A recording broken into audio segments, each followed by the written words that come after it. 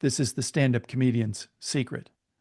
Do you really think that Bill Burr is as casual as he is, that Patton Oswalt and Louis C.K. and Chris Rock are as comfortable as they are on stage because they're just making it up? If there's one thing about storytelling that you want people to know, the primary thing, what is it? That you need to rehearse, that the degree to which you are rehearsed and prepared, it's paradoxical, but the more you ferociously and energetically rehearse, the more likely you are to seem like you're making it up on the spot. This is the stand-up comedian's secret. Do you really think that Bill Burr is as casual as he is, that Patton Oswalt and Louis C.K. and Chris Rock are as comfortable as they are on stage because they're just making it up?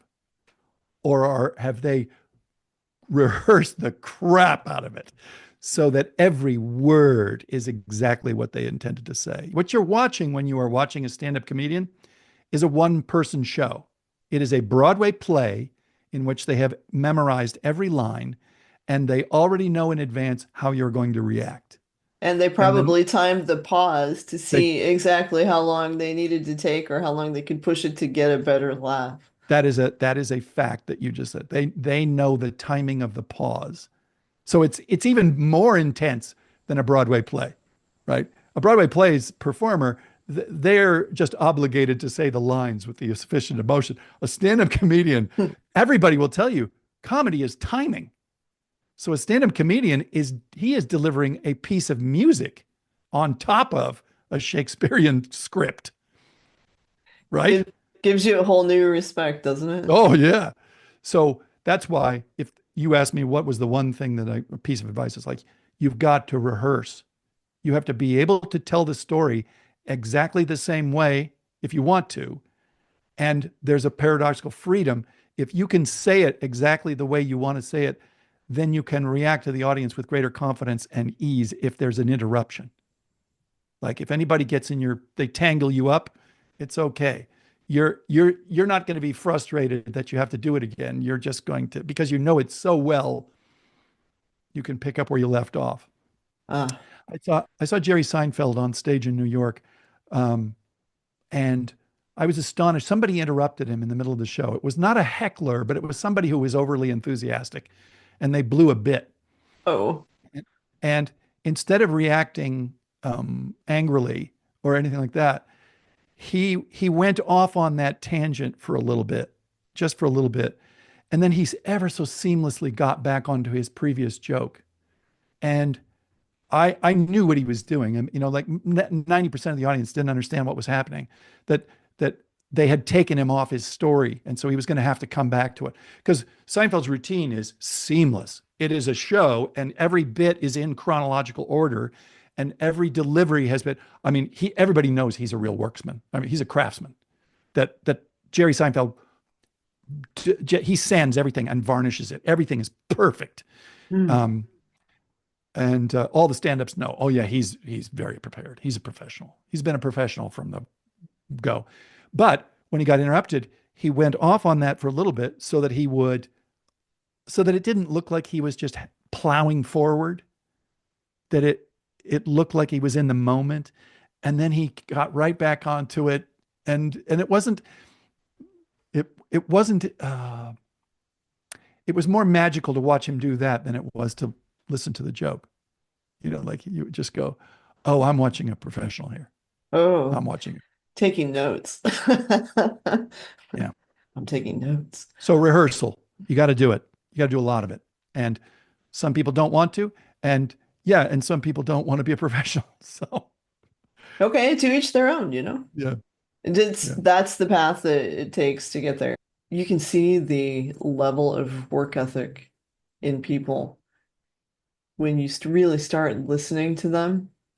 You can see and hear their level of work ethic. One day I was going to see a client and I got on the A train, and there was this young man who got on who was rapping in Spanish and English.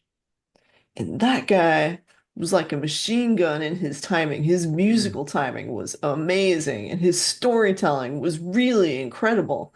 And I just looked at that person, and at that moment in time, I knew that person has an infallible work ethic. I was so impressed.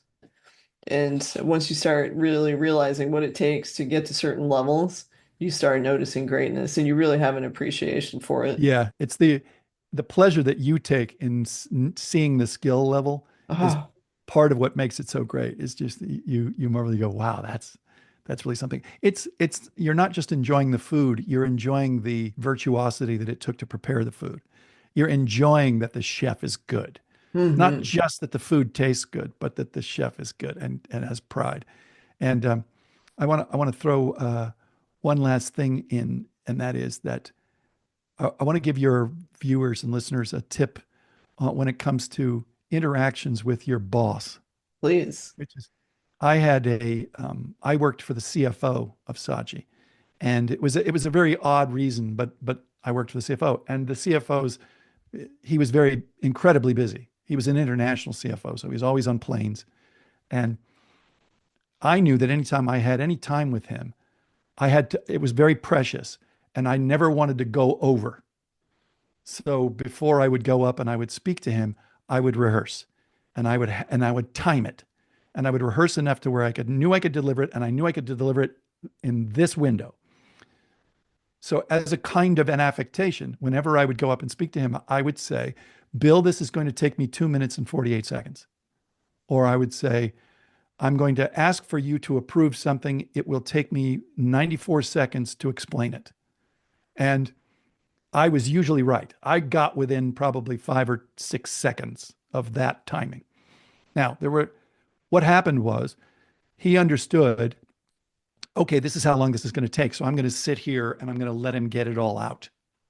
So there's no reason to interrupt. He's rehearsed it and he knows the timing. And all I had to do, Misty, was 3 times where I told him this will take 94 seconds or this will take a minute 10 or whatever. And then he recognized, oh no, he's serious. It's going to only take that amount of time. What happened was his executive assistant, who would always overhear these things, understood that if he had a 5 minute window, I could come up and fill it. Like I could come up and take it up. So in other words, I can, even when he's only got 5 minutes, I know who to call to come up because your reputation is he's going to take this long and he's going to tell you how long it's going to take. And the way it would go is like, Bill, I need your approval of this. It's going to take this long to describe. Here's the background. Here's the dilemma. Here's what I'm going to do if you say okay. So all he's got to do is sit there and go, got it, got it, got it. Neal, I'm not going to approve that. There's something you don't know about this. I don't have time to describe it. You're going to have to sit on that. Marianne, make sure he comes back next Friday. I'll get him on the calendar again. I'll tell you more.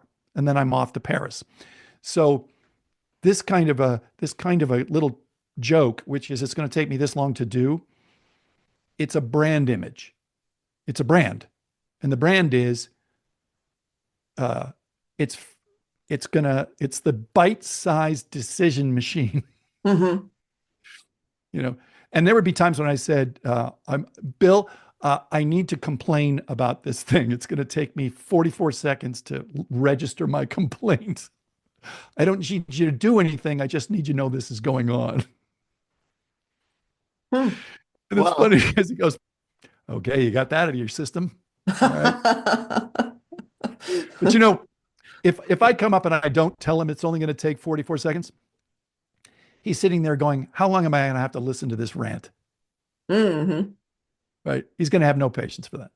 So, uh, if you, the reason I bring this up for your purposes is I think it's tremendously useful for any business audience to get a sense of how long this is going to take, and like, hey, just so you know, I've rehearsed this, and I think it's in my rehearsals. This only takes 90 seconds.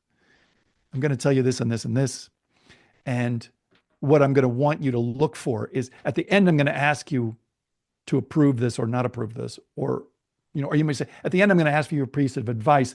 You'll know what it is, but pay attention while I go through this, and then I'll ask you the question. So what happens is, in their mind, they're completely comfortable now understanding this is not a shaggy dog story and this is not a long winding road to nowhere. This is a well rehearsed thing in which they're going to ask something of me, whether it's an approval or an investment or a piece of advice. I have now contextualized everything that's about to follow. I get it.